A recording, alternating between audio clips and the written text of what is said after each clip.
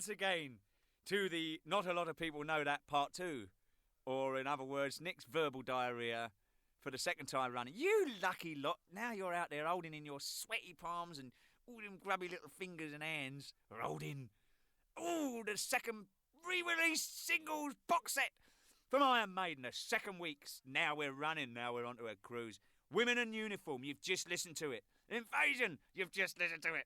Phantom of the Opera, you just listened to it. Oh, and Twilight Zone and Rothschild, both Harry Harris, Bomber Harris compositions of the most outstandingly stunning performances. Marvellous. Well, look here. Woman in Uniform. Now then, Harry, you slipped up there. Listen, don't tell him, but you know it wasn't a song written by Harry, see? Well, he knows that anyway, doesn't he? Right, anyway, Woman in Uniform, written by the McCainch brothers. I think I pronounced that right, lads, if you're listening. Well, too fucking bad if I ain't. I'm very sorry, but anyway, nevertheless. Aussie band, Skyhooks, I believe they were called, the name of the band. First originally recorded this Woman in Uniform. Boys decided to do it. Released this single, 27th of October, 1980. And, well, great song. You know, good song and all that. Yeah, as I say, you've got Invasion and Phantom of the Opera live. My goodness, aren't you lucky people?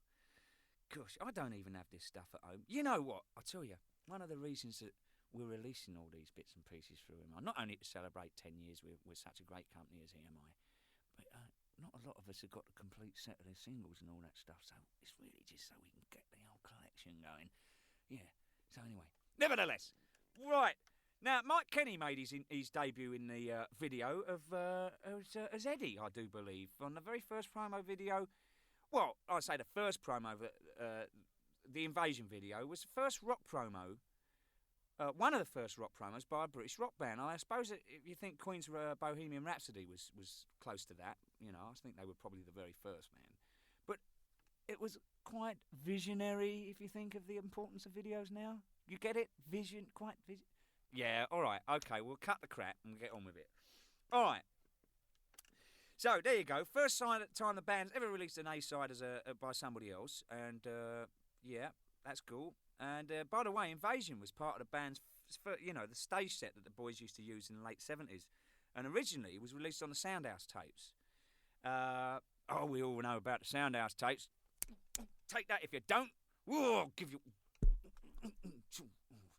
Oh, I want to hit it so hard. Anyway, Invasion, yeah, was on the Soundhouse tapes, and Steve and the guys decided to record a proper studio version of this song, so that's why that was redone, basically. And Phantom was recorded at the Marquee in July 1980. Oh, yes, the poor you lucky Maidenettes and Maiden guys and all that out there. 4 dates in 1 week to wind up their summer UK tour, 1980. Can you remember that? What a great time. Did Top of the Pops live again, by the way, and the guys did a sound check. This is not a lot of people know this, and they did a sound check in the afternoon. And a minute before the performance, the sound monitoring engineer turned around and says, "I'm not going to have this. You're too loud. We're going to turn it down." And they messed around with all the twiddly knobs and everything on the desk, right? And it totally poxed it all up. So the boys vowed never to play. I said Top of the Pops, didn't I? Well, you know that company that on the last thing I was trying to think of an abbreviation for, right? Well, you know what I'm talking about, right? Well, it's the Bleeding Bodge Up Company. That's what it is, and that's what they done to them. So it's only videos now, and that's it. Boom. So you lucky lot. Ooh, Twilight Zone and Rothschild, both, as I said, Harry Harris compositions.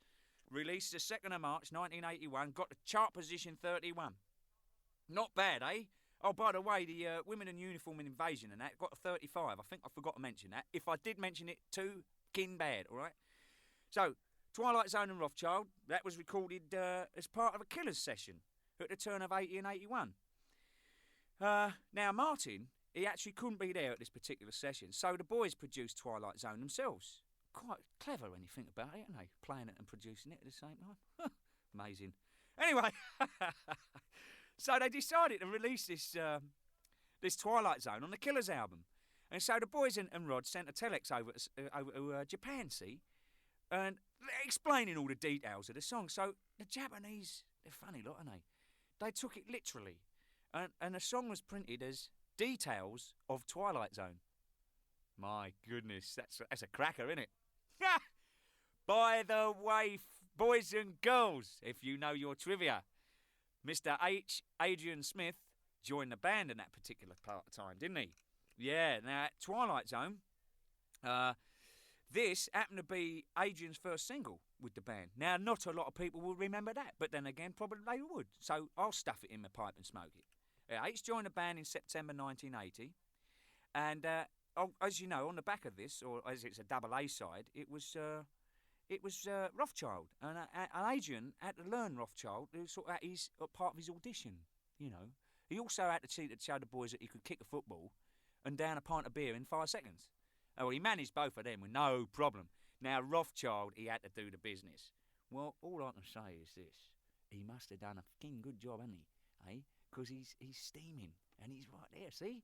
So, not a lot of people knew that either. So anyway, that's H's audition out of the way, and he was all what's happening, and he went out on a tour in 1980 and autumn 80 and 81 and all this. And, well, there you go. And as it happens, as I said, the session that they did with the Twilight Zone and Rothschild came out so well that they released it as a double A. And by the way, as we're talking about musicians, I've got a joke for you. I'm not going to like it very much, but you might, all right? So here it is. What do you call somebody that hangs around with musicians?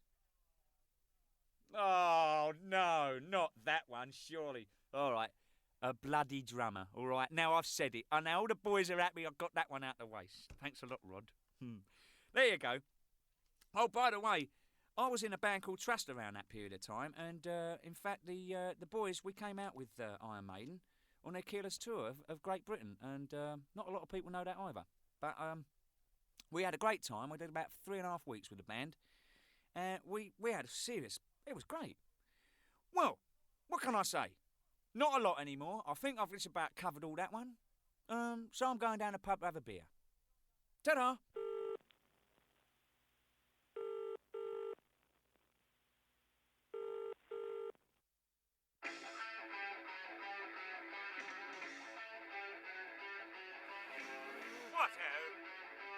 You've reached the McBrain residence.